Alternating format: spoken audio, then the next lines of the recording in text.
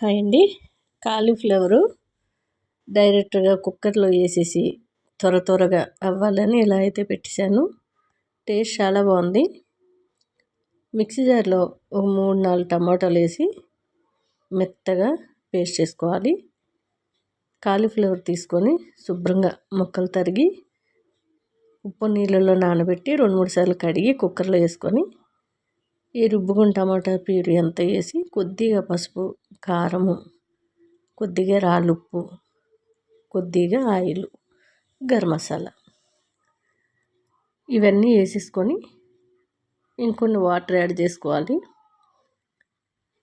బాగా కలిపేసుకొని cooker stove పైన పెట్టి ఒక 2 విజిల్ వస్తే సరిపోతుంది. హైలో పెట్టేసి 2 విజిల్ వచ్చినట్లయితే బాగుంటుంది. కొద్దిగా అల్లం వెల్లుల్లిపాయ పేస్ట్ వేసుకున్నాను. టేస్ట్ చాలా బాగుందండి. మనకి ఎక్కువగా గ్రేవీ ఉన్నట్లయితే మనం కొర్ర రైస్ కాబట్టి చాలా బాగుంటుందని అలా వండాను.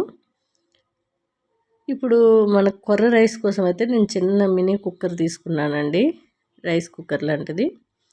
మనకి కరెంటుదే, చాలా త్వరగా అయిపోతుంది. 2 మనుషులైతే తినగలుగుతారు. అలాగే స్టీమ్ చేసుకోవడానికి ఓ ప్లేట్ ఇచ్చారు. ఇదిగోండి, ఇది బ్లింకిట్లో ఆర్డర్ పెట్టాను. చాలా బాగుందండి. త్వరగా అయిపోతుంది. కొర్రల కోసం సపరేట్ వండేసరికి లేట్ అవుతుందని కుక్కర్ తీసుకున్నాను. ఇట్లా స్టీమ్ చేసుకోవడానికి ఎగ్స్ కానీ ఏవైనా మనకి వెజిటేబుల్స్ కానీ స్టీమ్ చేయడానికి అది ఇచ్చారు. చాలా నచ్చింది. త్వరగా అయిపోతుంది, పెద్ద టైం పట్టట్లేదు.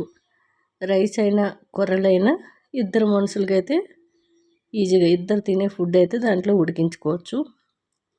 ఎప్పుడైనా అవసరానికి తప్ప నేను ఎక్కువగా యూజ్ చేయను. ఒక 3 డేస్ బ్యాక్ మేము బయటికి వెళ్ళాము. మాకు కొర్రలు తప్ప రైస్ పడదు కాబట్టి మేము ఇలా కుక్కర్ తీసుకొని వాడుకున్నాం. చాలా బాగుంది. టేస్ట్ అదిరిపోయింది.